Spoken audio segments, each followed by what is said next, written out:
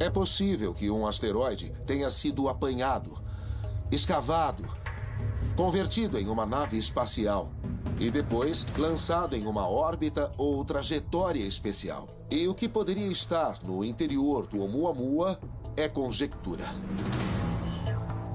Descobertas como o Oumuamua certamente influenciaram a comunidade científica com respeito às nossas ideias.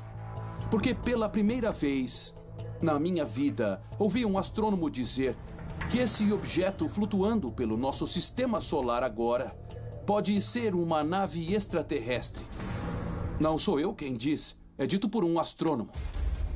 Talvez o Oumuamua fosse um alarme falso, mas talvez fosse a coisa real. Entretanto, ele nos informa que precisamos de um protocolo. Precisamos adotar medidas que nos ajudem a determinar o que na verdade estamos vendo e qual deverá ser nossa reação. Isso foi um tremendo alerta, porque começou a nos fazer pensar em como reagiríamos se houvesse uma intrusão. Podem imaginar?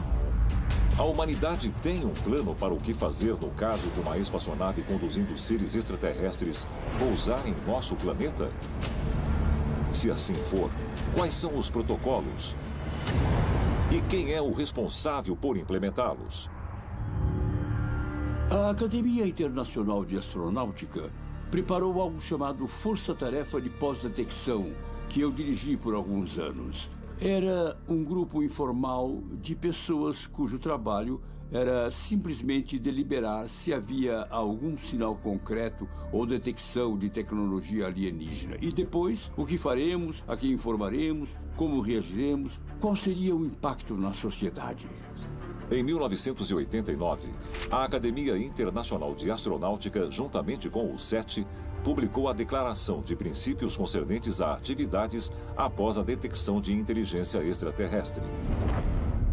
Ela estabelece que, se provas de presença alienígena fossem confirmadas, a consideração seguinte seria decidir qual o governo ou entidade científica deveria iniciar a comunicação, para que a situação não se tornasse rapidamente uma confusão internacional.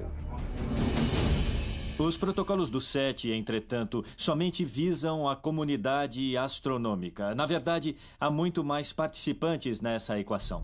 Os protocolos do SETI podem abranger astrônomos, mas não abrangem governos e nem ao menos são legalmente obrigatórios. Ninguém pode dizer a um radioastrônomo ou a qualquer pessoa que ele não pode transmitir. E mesmo se os Estados Unidos ou outras grandes nações decidirem que deve haver alguma espécie de moratória por usar radiotelescópios com esse propósito, não há nada que impeça a Coreia do Norte, por exemplo, de fazer isso. Acho que há falta de vigilância. E é por isso que precisamos pensar muito nas consequências, caso aconteça essa descoberta empolgante.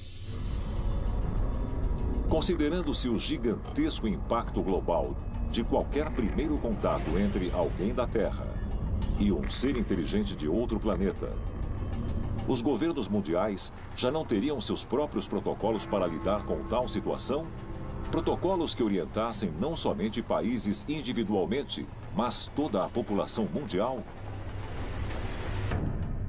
Eu passei quase 4 anos pesquisando para um livro no qual eu e meus colegas estávamos trabalhando para criar um protocolo. Se fôssemos invadidos por alienígenas, o que faríamos? Pesquisamos todas as fontes possíveis e tínhamos vários bancos de dados disponíveis. Nunca encontramos um documento oficial ratificado que informasse o que fazer se fôssemos invadidos por alienígenas. O que não significa que não exista. Com a minha experiência como ministro da Defesa do Reino Unido, eu ficaria surpreso se não existisse um protocolo para isso.